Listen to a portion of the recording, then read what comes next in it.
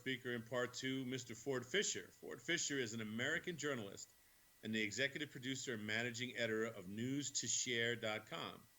His work has been featured on a number of large networks on a variety of topics from politics and activism to culture and international conflict. News to Share, which he co-founded with journalist Trey Yingst, is a platform for people around the world to contribute newsworthy footage from anywhere in the world and have it been seen by major news media. Fischer and his site's footage has been seen on Fox, CNN, MSNBC, ABC, the New York Times, the Washington Post, and countless other networks.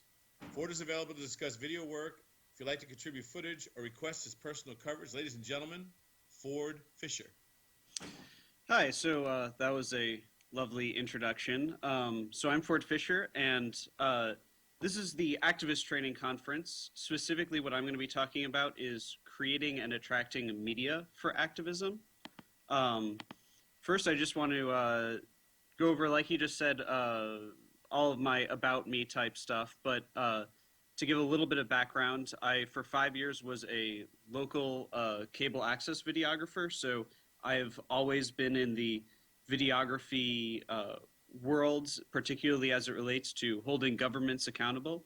And of late, with News to Share, I've been working a lot in videography for various forms of protests, civil disobedience, and other kind of political activism. If you want to find me on Twitter and ask questions anytime, it's at Ford, F-O-R-D, F-I-S-C-H-E-R. Okay, so using video for activism. Why do we do it?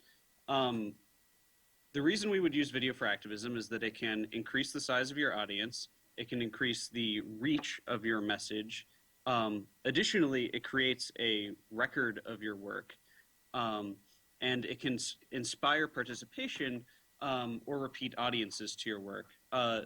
So in short, when you have some kind of project, some kind of activism that you're doing out there, some protest, rally, whatever it is, if you have video that is out there either taken by you or taken by media, you are amplifying the number of people who are going to see the work you are doing. If you just stand outside the White House and yell at the White House without anybody filming it, then it's quite likely that you're not going to change very much.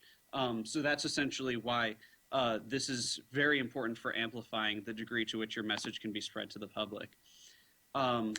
Now, there is, like I said, two different options when you're talking about media for activism. You can either produce your own video, or you can try to attract other media, such outlets such as local networks like Fox or CNN or whomever. Here are some benefits of attracting media versus producing your own. Attracting media requires less work in terms of production. It's more likely to have a greater audience. You know, if you have even a local network that shows up at your rally, you're going to have significantly more viewership off the bat. You know people are going to watch those networks, whereas if you throw something on YouTube, you don't know that people are going to see it. It can have a higher quality video. Professionals are probably more likely to output a better video.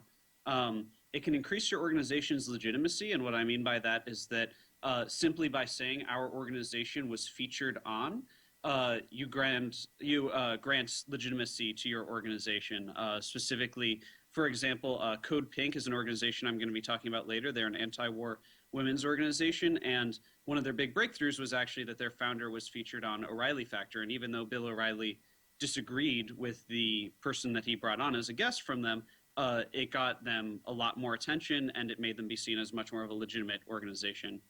Additionally, it can be inexpensive or free. You don't have to produce anything. You don't have to buy any equipment. Someone's just going to show up. They're going to give you press, and then they're going to go. Now, on the opposite side, if you are interested in making your own video, there are some advantages to that as well. The first one is that it's reliable. If you are going to be filming your own project, you're going to know that you don't have to worry about whether or not the other media is going to show up, whether something more important is going to happen. You'll know that you're going to be there. You control the outcome of the footage. There's not going to be anything unfavorable if you're going to be filming yourself or your organization. You're going to be putting out the video how you want. And additionally, you have ownership of the footage. If you have other media that is attending your event and putting together some kind of a project based on that, that's still theirs. Whereas when you have filmed something, you can use the output of that, and you can use any of that raw footage for anything else that you want, basically forever. What I would recommend is to use both self-made video and media coverage if you've got some kind of an event that you want to hold in order to spread your message most effectively. So if you do go down the attracting media route, trying to find other media who's going to cover your topic, I would recommend a few things. Email or call the networks who your action is relevant to. And what I mean by that is that you should find networks that have either reported on topics like yours before, or that are relevant because of their geographic area, right? If you're talking to local media, if you have a local newspaper at some place that you are working on some kind of project, then they are much more likely to cover than some kind of national organization, and you're expecting them to come to your specific town or area organization or whatever it is. You should have a diversity of scope. If you have smaller organizations that you're contacting, they're probably more likely to come and more likely to be receptive to your activism. If you have larger networks, though, if you do actually manage to get them to come to your event or speak to you, then you're going to have a larger audience. So I see this sort of as an inverse that forms for itself, where the bigger organizations are harder to get there but have better viewership. The smaller organizations are easier to get there but may have smaller viewership. You also want to have a diversity of network topics. Like I said, more relevant sites are likely to apply. If you have an anti-war organization, finding specifically anti-war news sites are more likely. Whereas if you just try to reach a general news network like CNN, you're probably going to have a lot more difficulty because they report on everything. There's a lot more bureaucracy when you're in a wider type of network. Lastly, big rule, do not spam. If you are sending frequent press releases that don't seem to have anything that a news organization would really want to know or be interested in, and if you're sending them information and then they go to some rally and it ends up being trash, then they will add you to their spam list. If you're sending a lot of press releases and they don't seem to be telling something that would be essential to their mission, then they will perceive it as spam, and then it'll be harder when you actually do send them good emails for them to end up being receptive to them. Now, sending a good press release. So in front of you, you should see a press release. This is an actual press release I got from the organization Code Pink. They are very clear in who, what, when, where, how. At the top, they've got their subject line and a topic. Code Pink crashes, drone lobbies, happy hour with buzzkill protest. Very specific title. And then they write when, where. So they said when, and they gave an exact date and time, where, and an exact address, as well as the name of what the place is. And then the what and how were both under visuals. They literally wrote, large 10-foot killer drone model, small flying drones, Code Pink waitresses offering killer drone-themed cocktail options. And then below that, they had a little bit more of an expanded information. The reason why you do these very clear things is because the average amount of time that somebody is going to look at an email is about 10 seconds. I can tell you I actually started an internship at Fox this week. I got an email address, and I get about 100 emails an hour already. Many of them are because I'm automatically on listservs based on the particular show I'm on. But when you send an email to somebody in a news organization, you should assume that it's one of hundreds that they may be looking at, and that if they even click on that email to look at it, you've got to persuade them that they know what you're talking about and are interested in seconds, because that's all it takes for them to go to the next email and then not give your organization coverage. So on email, you want it to be short but specific. You want all of the relevant details in a clear fashion. It's also good to have usable quotes. Media likes to be able to write something about it. So if they end up just writing an article as opposed to video, which is also beneficial, having written quotes are assets to them. You want easy contact information. I myself, as a news person, am much less likely to attend somewhere if I can't call and ask questions about it first. I really like to understand what a protest or an event is going to have before I get there. You want it to be fairly complete. I once had a protest where I attended it, and they actually said, we have a surprise destination. Their reasoning was that they didn't want to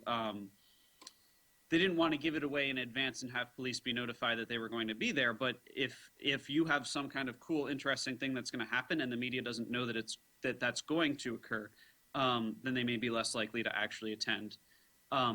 Additionally, you want follow-up. If you have somebody who has expressed any kind of interest in going, call them again the night before. Hey, is there, Mr. Reporter, is there anything that I can do for you?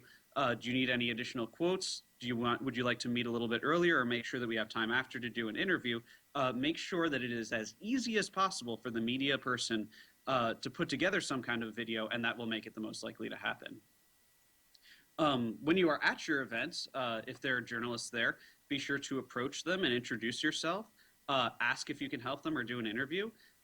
Carry a business card with all of your contact info in case they need to follow up. Get their contact info. Find out what network they are, see if they have a card, and contact them afterwards for follow-up or just saying thanks for being there. Additionally, log their attendance. Have some kind of an Excel or something like that, and know what media people always go so you can be sure that they're on your list for the next one. That's the kind of person to follow up. Maybe give a call on the next event and say, hey, we're doing another one of these. Are you interested in going? And remember, all publicity is good publicity.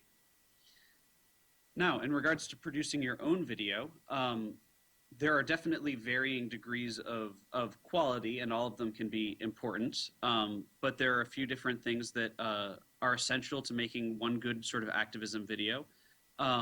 You can have a variety of angles of footage. Speeches are good.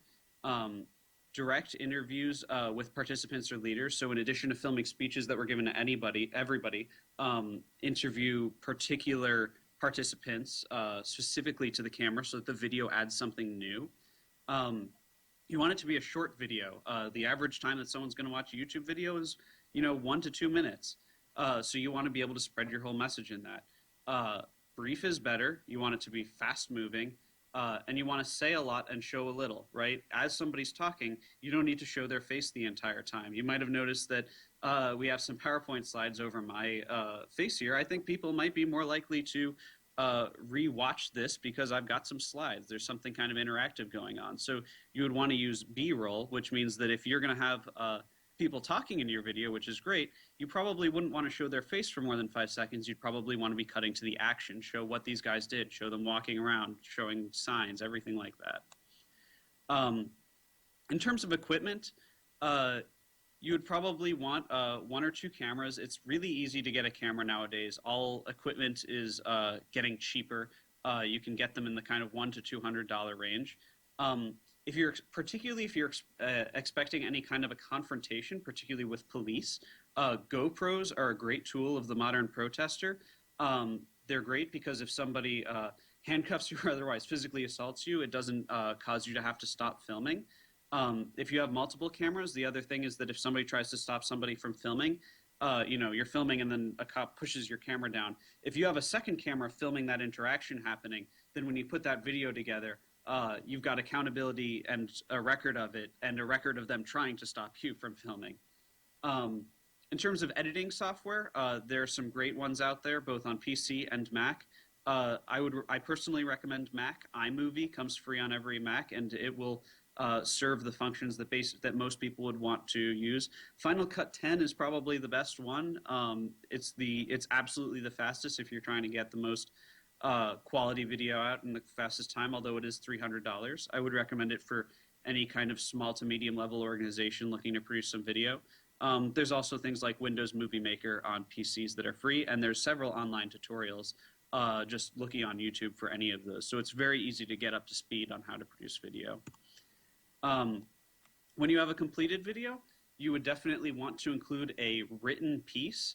If you're putting something on YouTube or Facebook, you're definitely going to want some kind of a description. Descriptions add details. Where should we go to find your cause or your information and everything like that. what was this about. It also adds search engine optimization by having a long description with lots of details. You're adding multiple different things that people could Google and have your video come up. Additionally, you could send it to newstoshare.com, and this is my own website, doing a little bit of self-interested reporting here, but my website, News to Share, allows anybody in the world to contribute any footage they want that is newsworthy, and we will put it up on our site. It's currently hosted on YouTube, but we are working to make it a dynamic system so people can upload directly. For the moment, if you have video that you're interested in sharing with us, you could contact me personally, and we could figure out how to get it to me. But ultimately, you would use Google Drive to send it. Additionally, once you have a video produced, you could send a press release like the one that I showed you before to other websites. Video will amplify your activism. Good activism plus video equals better activism. Bad activism plus video equals worse activism. It's an amplification. It will require you and everybody around you to stand by your actions. When you film something, there's accountability, and it can create a difference. And that was sort of all for my speech, and I'd love to do some Q&A for a few. All right. Fantastic, Ford. Thank you so much for that presentation. And yes, we do have some questions for you. Let's see. First, talk a little bit about vertical camera syndrome. Okay. So I know that this is a topic that that I've been noted for. Vertical camera syndrome is where people have their phone and they have a temptation to hold it like this. This is dumb. When you hold your camera like this, and actually this is a good example because we're looking right now on a widescreen screen here. When you hold your camera like this, it's not going to fill the screen when you look at a traditional 16:9 video player. So by doing this, you inherently make it only fill up the screen by about a fifth, and it also cuts down on your definition. So if you're filming some kind of a police encounter and you do it this way and then upload the footage, you're gonna cut the quality of the footage by about 5 times. So it's going to be blurrier, and there's going to be less sort of accountability or quality to what you're doing. When you hold the camera like this, as I'm demonstrating right now, you'll actually be able to fill the screen without losing any details. Even using an iPhone, which is HD, if you're holding it like this, you will lose quality. If you're holding it like this, you're actually going to end up with a fairly respectable image if you take it fairly steadily. Additionally, it makes it much easier for media to pick up your video if it's taken in 16:9 or horizontally. Great. Next question in our chat wing from Fija. Any tips for getting good sound quality when recording outdoors? Right. Okay. So on getting good sound quality when you're recording outdoors, this is definitely a difficulty. The first thing I would say is that you'd never want to use an internal microphone for any camera if you can avoid it. You know, you've got your iPhone here. Even iPhones, you can actually plug in right into the MP3 port, the headphone port. You can actually plug in a microphone, and basically that's true of any camera. You want to use an external microphone, and then on that external microphone, you can put on a windsock. These are basically kind of puffy socks that you can put on, and those tend to cut down on wind. Wind is the number one outdoor concern. The other thing is that by using a small microphone like that that's external, it allows you to put it very close to the person who's talking. If I'm at a distance here and you're just pointing some microphone at me or pointing a camera at me, then you've got all this wind between me and you, and you've got all these other sounds from everywhere else that could come in the meantime. But if you put the camera, or if you put the microphone right up to me, then it's going to be very immediate to my voice, and that will drown out any kind of background noise. So windsock and close vicinity to microphone. Great. Next, from our chat wing, Jeffrey Sisk would like to ask, what is a good piece of software to build nice layered graphics with moving parts for show intros, etc., i.e. eye-catching stuff? Okay, so on eye-catching stuff, and this is a little bit less my area of expertise, but the go-to software that is available for both PCs and Macs is After Effects. This is a great software where basically you're totally free to do anything you want to do on it. It allows all kinds of various titles, graphical effects. There's all kinds of plugins you can get from online. I've used it to, in a fiction setting, put fire out of somebody's hands, like a superhero type effect. After Effects is the sort of perfect software for any kind of graphical stuff. It's an Adobe software like Photoshop. It's actually structured a lot like Photoshop, but for video. And it actually costs $19.99 per month after, I think, a month of free trial from Adobe. So it's actually a rentable software. So if you were to be working on intro graphics and things like that you may only have to produce kind of in one round, you could probably get the free trial and output all that kind of stuff that you're going to use for the future, and then just rent it when you need it again. Fantastic. How can someone tell where the action or something that needs to be filmed, such as police confrontation, is happening? Okay. So how can somebody tell where the action is happening? So I'm kind of assuming in this scenario, right, or in the overall topic, that you've organized the activism here. So, but if you have a big enough event that you are not necessarily able to keep track of everything that's going on in it, first of all, congratulations. Secondly, I would say that communication is really key. I carry my phone everywhere. I actually carry it on like a hip holster to make it very accessible to me, even when I'm filming, so that I can actually pull it out without compromising my camera if I'm filming and all that at the same time. So having a very good sense of communication with whoever else is at some event with you. It is generally good to have more than one people who are actually at an event and all qualified in helping out with the video. And so having that level of communication is important. So then if a police interaction occurs, you should try to get everybody with a video to that spot. And you don't all necessarily want them filming right next to each other. It's better to have somebody filming and then another person that's kind of behind them filming and can see both the law enforcement officer as well as the videographer, in order to have the most accountability, so that every party kind of is captured by video. Great. Now we have a few minutes left, so let me cover a couple more questions with you briefly. Mm-hmm. What kind of video equipment do you recommend? I'm sure it's depending upon protest and budget, but what are a few different options? Right. So the easiest thing is basically everybody has a camera, in the sense that I'm basically assuming that anybody watching this has a iPhone or a cell phone or something like that. And that is a viable option. Again, hold it horizontally, not vertically. But if you're in some kind of a situation that desperately needs video and there's nothing else there, then that's essentially the free option. On a budget, you can get a handy cam of some kind, particularly online, for usually under $200. Or even less. And these are cameras that you can just hold like this with one hand. And if you have it in your budget as well, you could grab a nice external microphone from that for maybe $40 to $50. So you can have like a nice little setup for probably $150. Additionally, as noted, if you're going to be dealing with law enforcement or anybody else who may be adverse to your topic, essentially, if you're expecting any kind of physical confrontation, GoPros are excellent because they don't require your hands.